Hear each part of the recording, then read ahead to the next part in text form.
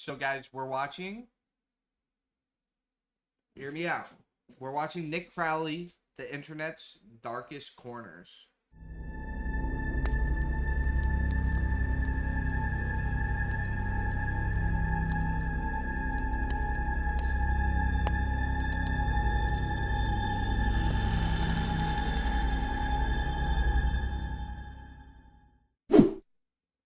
This video contains disturbing stories and imagery. Viewer discretion is advised.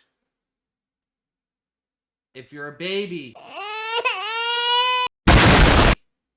get out. Throughout my time here on YouTube, I've spent countless hours searching for dark, obscure content from all across the web. And out of all my morbid findings, only about 1% of them have actually been turned into videos. This happens for a few reasons, like some of the material being just too disturbing or too graphic to talk about. But mainly, it's because a lot of these topics I found don't really warrant a full video, at least not on my channel. So rather than just holding on to these topics forever, I decided to start a new series here and share with you all the chilling internet content that I've compiled throughout the years and will continue to compile for years to come. So join me in this new venture as we dive into the internet's darkest corners. Before we dive into this, I have to give a huge shout. No free promo, buddy boy. Nice try, Nick. In the end, you'll decide the ultimate winner. No free promo! Some things you just shouldn't see.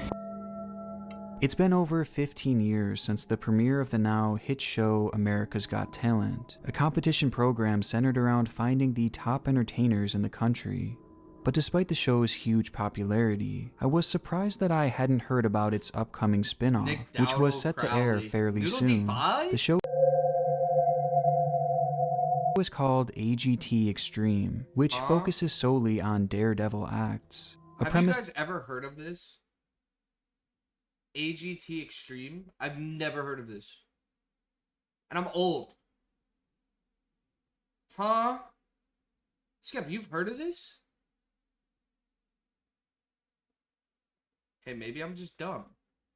That has subsequently caused a bit of a stir online, as having a competition focused on extreme stunts means that people will take things further and further to win, which would lead to their performances getting riskier and riskier over time, pushing the envelope and heightening the danger. With this in mind, many critics have called out the show for how dangerous it could become, and as it turns out, even before the first episode has made it to air, these critics may have already been proven right. It's like Red Bull stunts? On the 15th of October 2021, TMZ would publish an article outlining an incident that had recently happened on the set of the show. The accident supposedly involved 41-year-old Jonathan Goodwin, a man who had performed on AGT before, where he attempted other life-threatening challenges, all of which had gone off without a hitch, but this time was different. The article wrote, Jonathan Goodwin, a daredevil stuntman on the new America's Got Talent Extreme, suffered brutal injuries after a stunt he attempted went horribly wrong, and it was so bad, people on set thought he was dead. The article would then go on to explain the stunt that Jonathan had attempted to perform, and how exactly it all went wrong. Goodwin was suspended 70 feet in the air in a straitjacket, hanging by his feet from a wire. 2 cars were suspended on either side of him, swinging back and forth. The stunt was for Goodwin to free himself from the restraints, and then fall on an air mattress. See, this is why women live longer than men. This is the exact reason right here. 70 feet in the air in a straitjacket, hanging by his feet from a wire. 2 cars were suspended on either side of him, swinging back and forth. The stunt was for Goodwin to free himself from the restraints and then fall on an air mattress and avoid getting crushed by the cars. And this is why us men get bad reputation and we can't fucking live longer than women. We are dumb. You don't see no women doing this shit? And avoid getting crushed by the cars as they swung in the air. Then something went horribly wrong, and the cars smashed together, sandwiching Goodwin in between them. The impact caused the cars to explode, erupting in a gigantic fireball. Goodwin fell to the ground and hit his head. The article then mentions that Jonathan's exact conditions weren't known, but that his injuries had been incredibly severe, having to be airlifted to a nearby trauma unit. The scene described sounded absolutely crazy, as the stunt Goodwin had performed sounded unlike anything I've ever seen before. Get ready. And following the release Oh, of this God. story, curious readers wanted to know more, as they wondered whether the ordeal was filmed, and if that footage would ever get released. But according to the article, this had happened on the day of rehearsal, meaning that there was no live studio audience, and the cameras potentially weren't even rolling. And even if the show had been filming, it seemed highly unlikely that they would ever choose to release this footage. However, as it turns out, during the whole event, another camera had actually been recording on set that day, which just so happened to capture the entire thing. It's unclear who was behind the camera, though many believe that it was likely a staff member who had pulled out their phone to film the act. And somewhat unsurprisingly, just days after the initial report, this very video would emerge, quickly spreading to practically every social media site across the internet. Ain't no way. Ain't no way they're actually showing the video, right?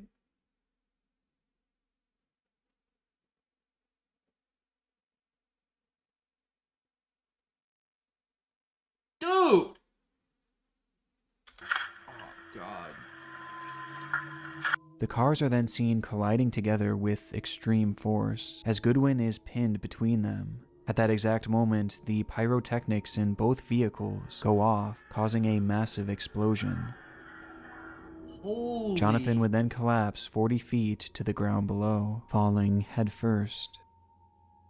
The video is horrifying, and it's easy to understand why people on set thought Goodwin had perished, as every time I watched the clip, I couldn't imagine how anyone could Dude, survive. how do you live? How do you live through this? 40 feet in the air, hit his head, smacked by two cars, and caught on fire? And you're alive? I'm gonna be so real. I wouldn't want to be alive. Like, bro, just end me there. Like, it is what it is. Such a devastating incident. But shockingly, Goodwin would actually regain consciousness that very day, and despite suffering serious injuries like 2 broken legs and burns throughout his body, he doesn't appear to be in critical condition anymore, as he's even taken to his Instagram page to let his fans know that he's going to be okay. And though his road to a full recovery is clearly going to be difficult, it's still amazing to see him alive and in such good spirits. Following the news breaking on this story, and the video finding its way around the internet, America's Got Talent has halted production on the show, and it's currently unclear where they will go from here. Though if they do decide to carry on with its production, I personally find it likely that this won't be the last time we see an accident like this. No shit. Chapter 2, The Wall We Share.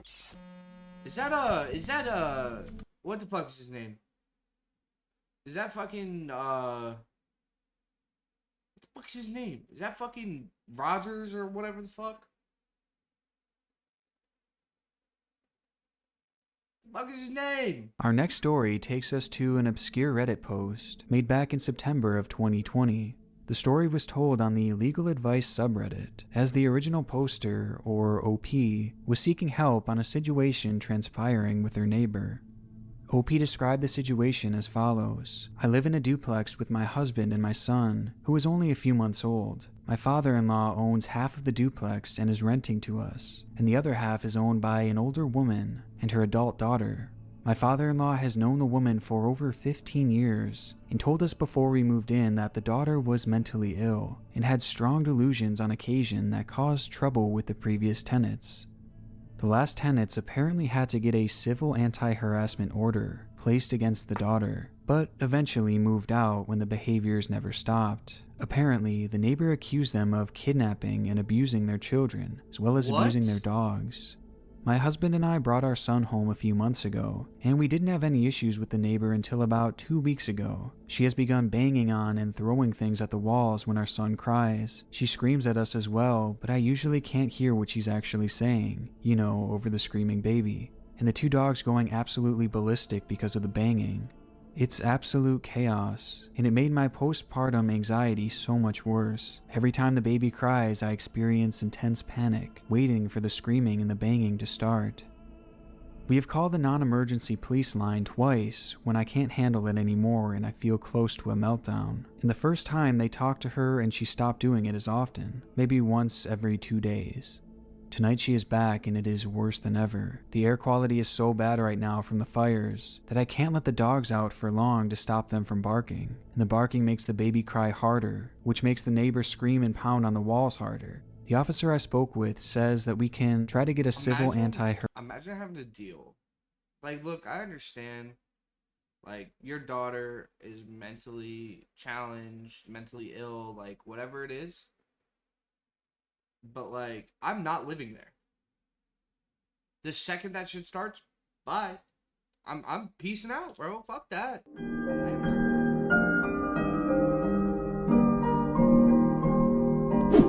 I am not sitting here having to hear my baby cry, my dogs bark, and banging on the walls.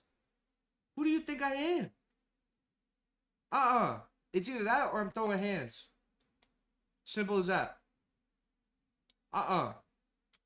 Harassment order placed, but he knew for a fact that her behaviors never stopped after the last tenants had tried that. Skep. And he says his unofficial advice would be to live somewhere else. Is that seriously my only option? We can't afford to move, but I can't keep living like this. The post was met with minimal engagement, as many glossed over the story, not thinking much of it, and those who did respond seemed to have a mixed reaction.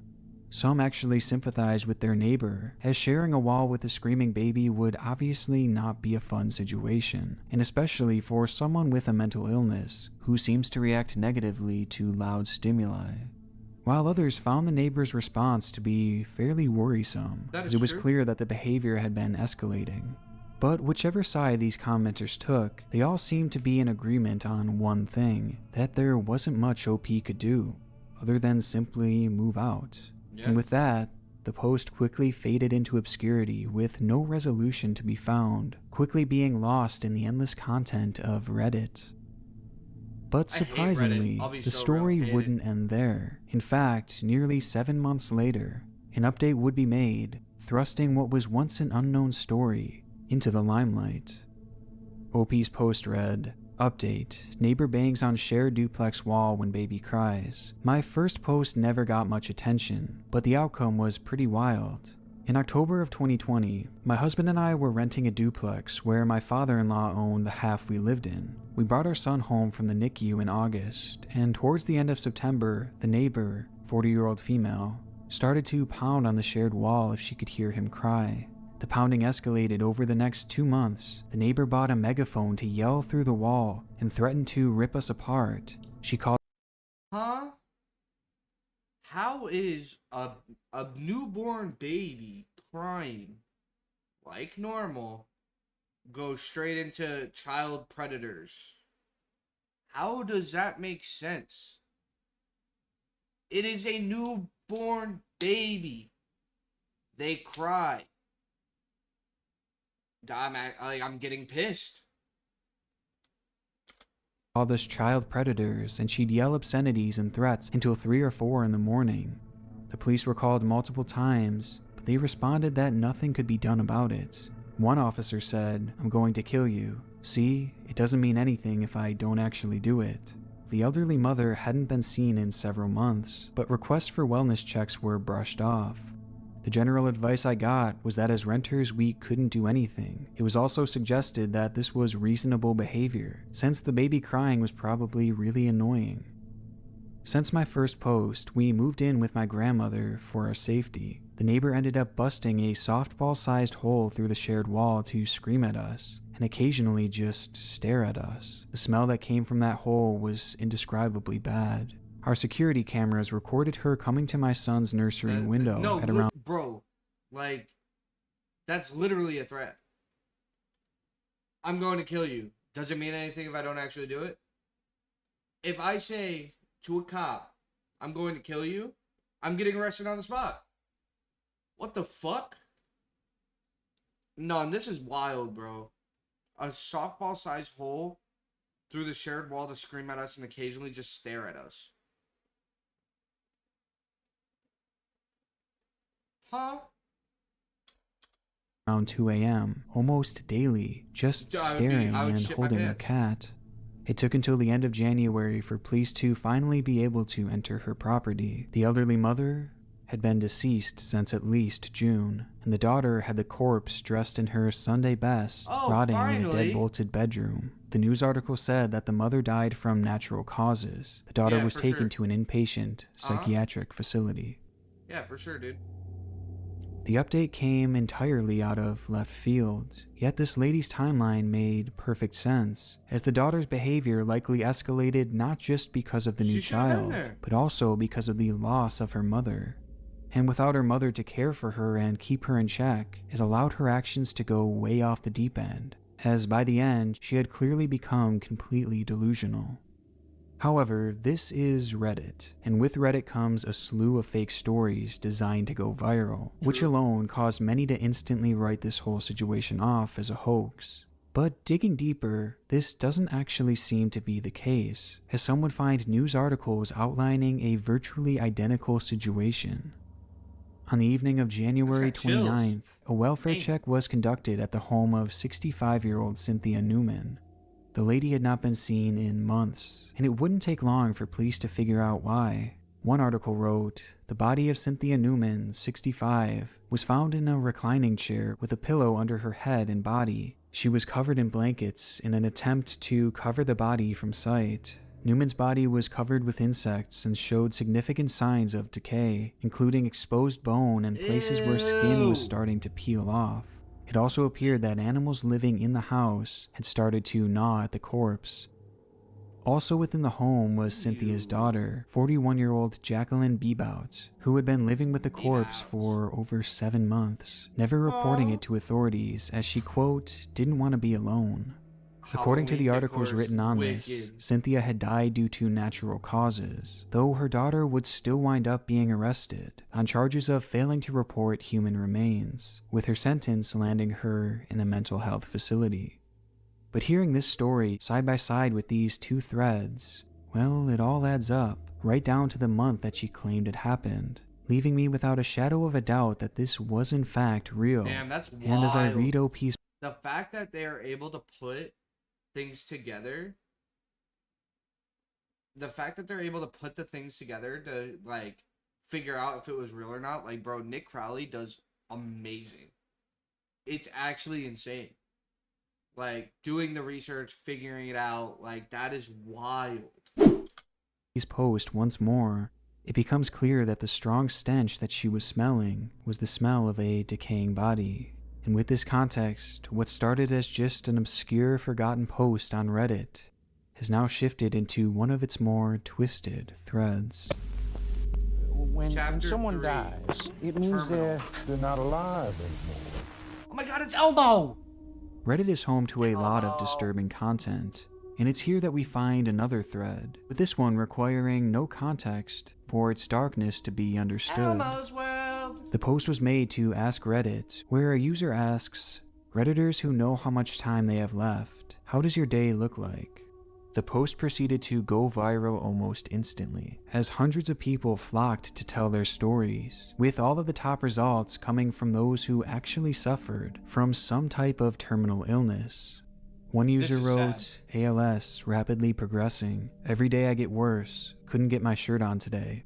Not really enough strength and energy to eat, though I am being yelled at for losing weight. No pain, for which I am thankful, but unable to do most things we take for granted. I have T-Rex arms now. Probably won't be able to walk or stand in the next few weeks. I am working hard to get the prescription for death with dignity. This is not how I want to live. I think I'll be lucky to make it to Christmas, more like early November at this rate. I don't want to live like this anymore. Another says, my days are a mixed bag. Some days I don't want to get out of bed, and when I do, I can't seem to find the energy to leave the house. I have tumors all over my spine, so when things go really bad for me, my legs will probably be the first to go. This is my time, and it took me a lot of dying before I could take a deep breath and let go of the stress of living. Horrible. Sometimes the best thing you can... It's always like, so, stuff like this, terminal, like, cancer, whatever it is, always gets me. Every time. Like, I don't know what it is. Well, I do know what it is. Like, my dad passed away from cancer. So it's like, hearing it from other people and like what they have to go through on a daily basis is such like a... It's a hard thing to to rehear, if that makes sense. Hashtag fuck cancer. No, literally, bro. Cancer, fuck it. Emotional trigger a little. Exactly, bro. But like, I mean, it is what it is. You can do is crack a beer and watch some TV and not feel guilty about it. It's easy to feel like you absolutely need to make each day count, but if I'm happy, I'm happy. The examples go on from there, as so many users have come together to share their experiences, and it's interesting to see how all of their answers differ. With some, they preach positivity, and somehow through it all they have found their inner peace. While others, well, are clearly struggling to come to terms with what will soon happen to them. With most feeling guilty for what they have put their families through, and what their families will soon go through once they're gone. It's all just horribly depressing, and unfortunately, it's far worse than I described. As I've left out one devastating note, with that being that this thread is actually over 5 years old. And those accounts that had shared their stories, both good and bad, have now fallen silent, leaving the accounts responsible for practically all of the top stories in this thread abandoned, with no updates in years. This thread is no longer a group of people sharing what their last days will look like. It's showing what their last days did look like, as it appears that the vast majority of them are no longer with us, succumbing to the fate that they knew was around the corner. Leaving this as, in my opinion, one of the most painful threads I've ever scrolled through. I didn't even think about that. Oh my god, I'm so dumb. Dude. I'm actually an idiot.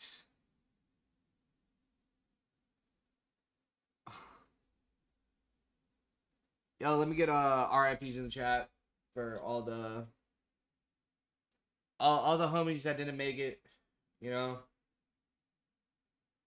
That's so mind-boggling, bro. That's crazy. Wait till you see New York from our point of view. Spend a sunset on top of the world. No, literally, it's rare to see so many people know how their future is going to turn out and the fate that lies ahead.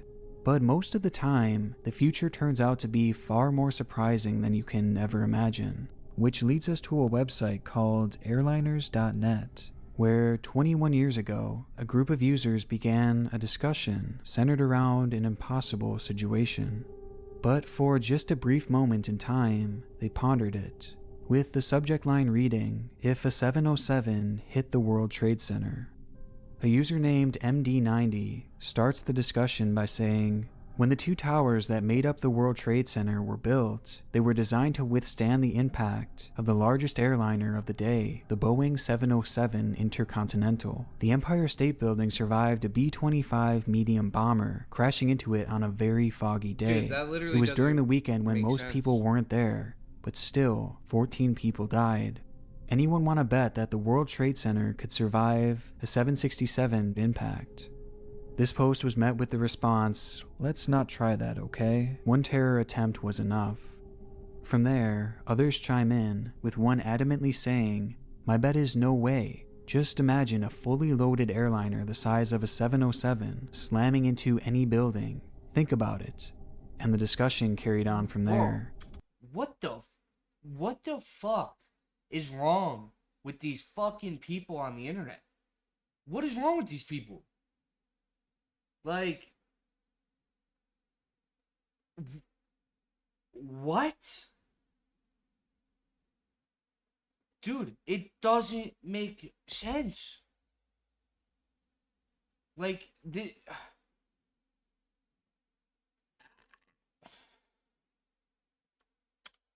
One person wrote a rather lengthy, well-thought-out response saying, if a 707 or a 757 slammed into the World Trade Center, it might be much more damaging than the case of the B-25 bomber that crashed into the Empire State Building. It is very doubtful any passengers or crew would have survived such a grim scenario. Also, there are probably more people per floor in the World Trade Center compared to the Empire State Building, so casualties in the building will likely be much higher.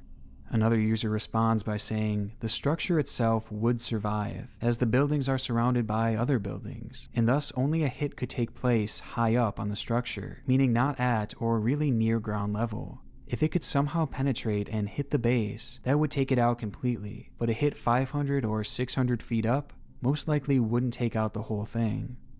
Within this thread was... Do these people not think about, like, jet fuel and, like every other accelerant that will cause like fires and shit like that? Did this guy not think about that? Like, this guy was wrong as fuck. Oh, how could it take out the whole thing? Like, what? Jet fuel is one. What?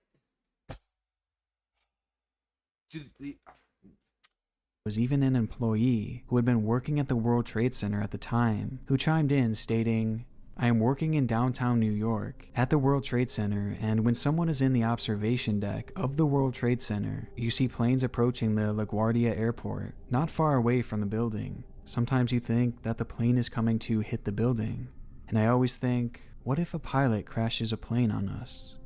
The conversation eventually leads to someone saying, the scenario is really hellish. I think the flight disaster record, Tenerife, 1977, 582 dead, might get reset by a lot. You would easily have 1,500 or more, since you would have 200 in the plane, at least 500 in the building, and a real shitload on the ground. If the building managed to fall, there might be 5,000 or 6,000 dead. Oh well, that's why they put AC lights on the buildings. This was... How do you just say, oh, well to that? Dude. Sabrina's over. I'm sorry, Sage. Sage, say hi to YouTube. But how do you...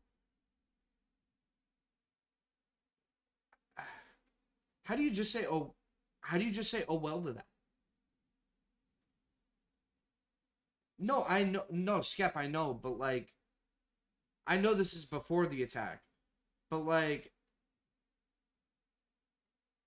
like, you would easily have 1,500 or more, since you would have a 200 in the plane, at least 500 in the building, and a real shitload on the ground. If the building managed to fall, there would be 5,000 or 6,000 dead. Oh, well. That's why they put accessory lights on buildings. But still, it's like, how could you be so, like, cold-hearted to even... think, oh well. Like, what? Like, bro, it just doesn't make fucking... was oh God, the final hey, message written in that thread. A thread based around a impossible situation. No, exactly, like... situation that could only live in one's imagination. Or at least at the time it was. Not even 1 year following this thread, 2 Boeing 67 planes would crash into the World Trade Center, forever changing the course of world history. The same planes that user MD90 had referred to when saying, anyone want to bet that the World Trade Center could survive a 767 impact? And as it turns out, it couldn't. And that's the Chapter history 5. of the camera. Final photos. Elmo! Yay! Elmo's World. As part of my channel, I have a tendency to focus in on disturbing videos and channels. But recently, I've fallen down the rabbit hole of another form of media, photographs, and specifically final photographs, the last pictures taken in a person's life.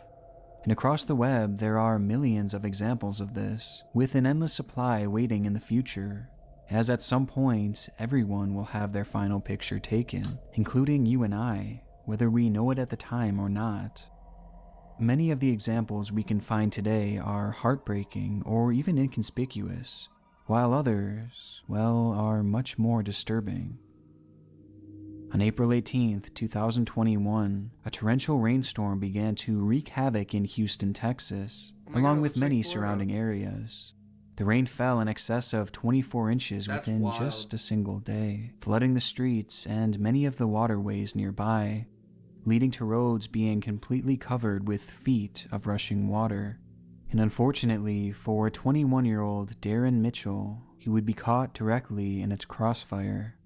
After attempting to make his way home on Highway 105, the floodwaters quickly overtook the road around him, to the point that it was impossible for the car to move any longer, leaving Darren stranded in his vehicle at the mercy of the raging water that was rising quickly. And given the conditions of that road in particular, well, he knew rescue would likely be a long ways away.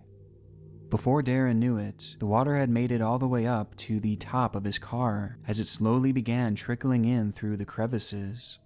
Growing increasingly helpless, Darren decided to call up his family just to tell him that he loved them, while also mentioning that he had managed to make it out of his car and that he believed he was going to be safe. Though sadly, this wasn't actually the case, as just minutes later, he would use his phone to snap this picture. Oh, hell nah. Why are you driving in this? Bro, go to a hotel. You're fucking chalked, buddy. Oh, God. Oh, these people. It's so sad, but it's like, why are you driving when you know that there's a fucking absolute devastating rainstorm? Why are we doing this? He would then post the shot to Facebook with the caption, "And all I wanted to do was go home." Moments later, worried onlookers would witness Darren's truck begin to roll before flipping over completely and disappearing into the raging water. Darren's body would be recovered days later, leaving him as one of the 5 victims to fall to this deadly flood. So sad though, man. Another chilling final photograph comes from an ex-couple who had been partaking on a hiking trip in the Alabama countryside. 18-year-old Jolie Callan and her boyfriend Lauren Bunner had been separated for some time, but the two decided to head out on one last hike as a chance for them to come to terms with the end of their relationship and hopefully start a new and civil friendship. By this time, Jolie had moved on with someone new and was all set to start college, but she wanted to remove any ill feelings with Lauren as she began this new chapter in her life. Together, the pair traveled up the mountains in Chia State Park, where Bunner would chronicle the entire day on his Instagram. I remember this. This one I remembered. I remember hearing about it and I was just like, dude, that's ridiculous. He posted photos of Jolie walking her dog, as well as just taking in the gorgeous scenery around them. Yeah, Skep, I've heard about this. It's so dude, it's so sad. So sad. Ash, say hi to YouTube right now. Holy shit. With this shot proving to be incredibly stunning, as it shows just how vast the woods were that surrounded them.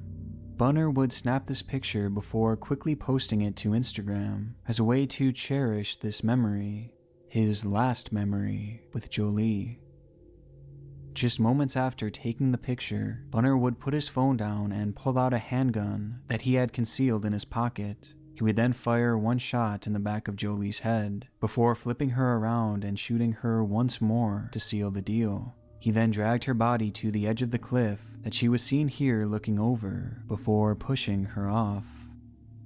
Bunner was arrested that day after turning himself in, as it was clearly an attack done out of jealous rage, as he took exception to the fact that Jolie was moving on with her life, leaving him. Bro, this guy sucks. This guy actually sucks. Like, how are you gonna...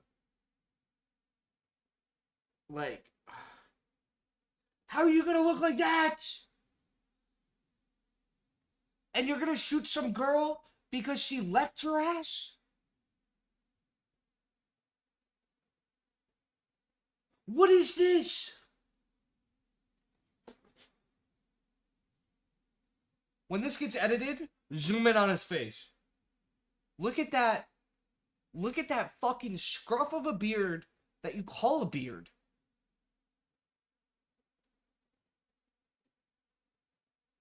You deserve to be away. Just for the beard. You look like a fucking caveman. Oh my god. Him in the past. Oh. And it's likely that in this very moment, Jolie had no idea the fate that she was about to meet, and the plans that Lauren had for her that afternoon. But of all the final photographs that I've found recently, there's one that I find especially chilling, as it just leaves so much to the imagination. On June 6th, 2020, a group of friends had gathered at Frayant County Park to celebrate 46-year-old Biba Henry's birthday. Biba! As night started to fall and the party had begun to die down, Biba and her sister, Nicole Smallman, decided to stick around the park and continue the celebration, partying in.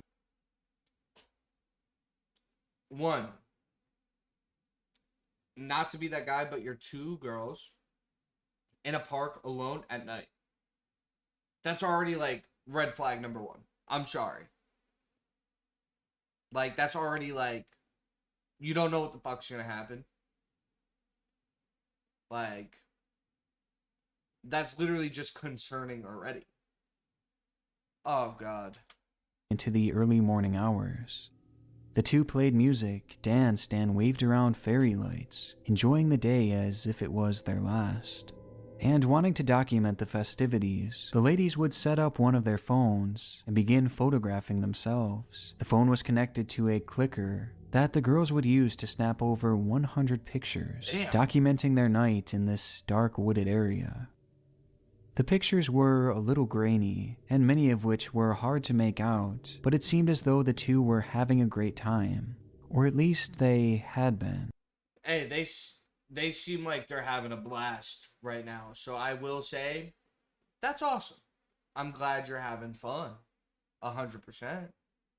Like, I love that you're having a good time. But I'm sorry that it's not going to be a good time soon. I don't like the woods. Neither do I. Until this final photograph. It is incredibly blurry and difficult to make anything out, but the context behind it is highly disturbing. Just comparing it to the photograph taken right beforehand, it appears as though both subjects had been posing for a photo before quickly turning to their left at the same time. But hold on. How do you find out this context? Like, are you just taking it based on, like... Are you taking it based on, like, just thoughts? Like, oh, this is what I think happened? Like, is there anything, like... that you know 150%? The girl on the left looks like she has a scary face. It's terrifying. Oh, God. Almost as if something off camera had caught their attention and even startled them. You can see Nicole Smallman looking to her left and the body of Biba Henry turning that way as well. But besides that, nothing else can really be made out, which makes it all the more bizarre once it's revealed that this would be their last photograph, as the two would be found hours later, having suffered over 30 stab wounds, with their bodies being 30? Dude, alright, in perspective, I was putting t-shirts up at work, and my arms got tired. 30 stab wounds is diabolical, bro. How much anger do you have to stab somebody repeatedly 30 times? Like, bro, that's a...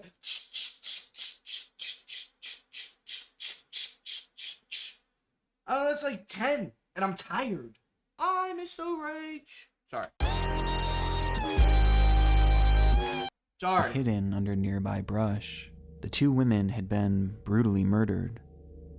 Following a lengthy investigation, it would eventually be determined that the two had been attacked that morning by 19-year-old Daniel Hassan, and his motive was incredibly bizarre, as he believed that he had made a deal with the devil, who had told him that if he sacrificed 6 people every 6 months, then he would one day win the Powerball jackpot. You have to kill somebody. You have to kill 6 people every 6 months to maybe win the Powerball? Maybe. You're doing that on a maybe? That's wicked. Nuh-uh. That's fucking wicked.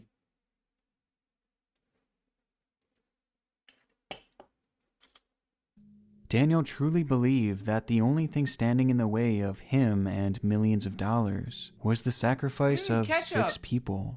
And so that's exactly what he tried to do. On the afternoon of Biba Henry's birthday, Daniel had seen their group in the park celebrating, and when the crowd dispersed to just 2 people, he decided it would be the perfect chance to perform his sacrifice.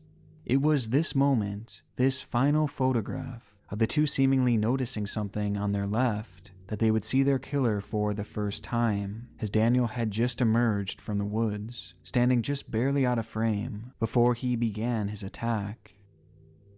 In the year and a half since this photo was taken, Daniel has since been convicted of both murders and is set to serve a minimum of 35 years in prison, though I think it's likely that he will remain behind bars for life. And though the story is quite obviously a tragic one, we can at least find some comfort in the fact that Daniel will no longer be able to carry out the remainder of his sacrifices. You ain't shit. The internet never ceases to amaze me with its... Dude, Nick Crowley? Fucking banger videos, bro. Like, this guy is wicked.